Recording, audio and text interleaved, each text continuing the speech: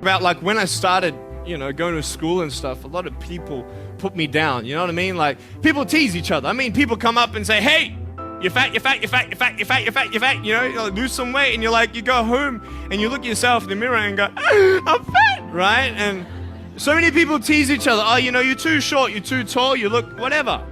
Different hair and all that. It doesn't matter.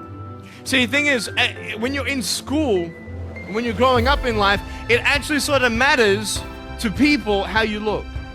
And then it matters to you because it matters to others. Why? Why does it matter how you look? Because if they don't like you, then who will? If they don't accept you, then who will? And the fear that we have is that we're going to be alone, that we're not good enough. And we have to change ourselves. And so many people put me down and say, "Nick, you look too weird and no one's really your friend and you can't do this and you can't do that." And I couldn't change anything. It's not like just fixing my hair one day and everything's fine. It's not like, just whatever. I couldn't change my circumstance. I couldn't just one day wake up and say, "Hey, give me arms and legs. I need arms and legs." You know what I mean? Like, I went to a bodybuilder, and said, "Can you make me some arms and legs?" No joking. Bodybuilder, you get it? Right? So here's the thing. I go up to people, "Can you give me a hand?" Just joking. But it was so hard because people put me down. And I started believing that I was not good enough. I started believing that I was a failure.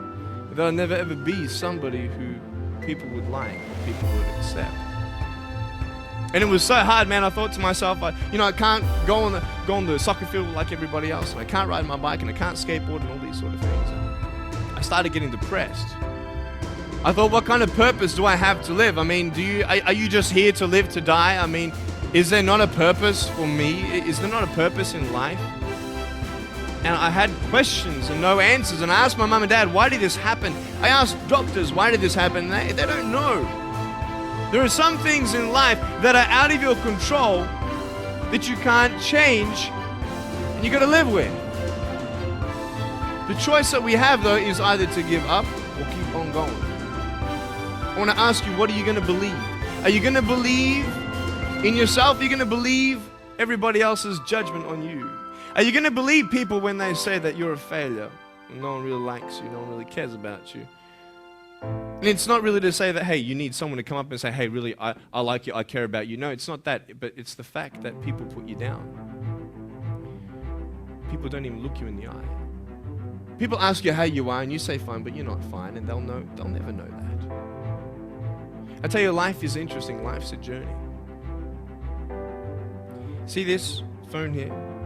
Let's say that I want to go to the phone, right? And I start from over here. Now, to get to the phone, it's not like I'm going to start meditating and going hum, right? And float across the air, right? It's not going to work. It's not like I'm going to go hum and woo, it's not going to work. So I have to take one step at a time, one step at a time, one step at a time. You can only take one step at a time. I don't care how big your step is, it's only one step at a time. You can't do 2 steps in one. You understand? So it's like one step at a time. And you take steps in this direction, you take steps in that direction. Sort of get lost along the way, and sometimes you fall down. Now, to illustrate my point, I'm going to jump off the table, do a back twist, and land on the floor. Okay? Is that cool? Are you ready? Oh, there's a clock there. Okay, can you move the clock for a second, please? Beautiful, beautiful. All right. You ready? So, are you guys ready? Just let me know when you're ready. You ready? Okay, ready? 1, 2. I'm joking, man. Are you serious? Just put the clock back there. If I did that, I'll break my arm or something. You know what I mean? But honestly, along the way, you might fall down like this. Ready? Right? Hello! Right. So what do you do when you fall down? Get back up. Everybody knows to get back up, because if I start walking, I'm not going to get anywhere. But I tell you, there are some times in life where you fall down and you feel like you don't have the strength to get back up. You sort of put a mask on your face when you come to school and pretend that everything's okay when it's not, and you go home and lay in your bed when no one's looking at you, when you don't have to impress anybody. yourself. And fear comes in. You know the fear that you have as soon as you walk into the doors of your house. Maybe it's a broken home. Maybe you have doubt in your life. Maybe you don't know for sure what's going to be happening in the future and it scares you. Maybe you're worried about what people think of you, what people say about you. Just that fear paralyzes you. And I just want to ask you today, do you think you have hope? Because I tell you, I'm down here, face down, and I have no arms, no legs. It should be impossible for me to get back up. I mean, you go home and tie the legs and arms of your brothers and sisters and like push them down and see how long it's going to take them to get back up. You know what I mean? You know, you can tell them that you'll see them tomorrow. You know what I mean? But this is the thing. It should be impossible for me to get back up, but it's not. You see, I will try 100 times to get up, and if I fail 100 times, if I fail and I give up, do you think that I'm ever going to get up? No. But if I fail, I try again and again and again. For as long as I try, there's always that chance of getting up. Does that make sense?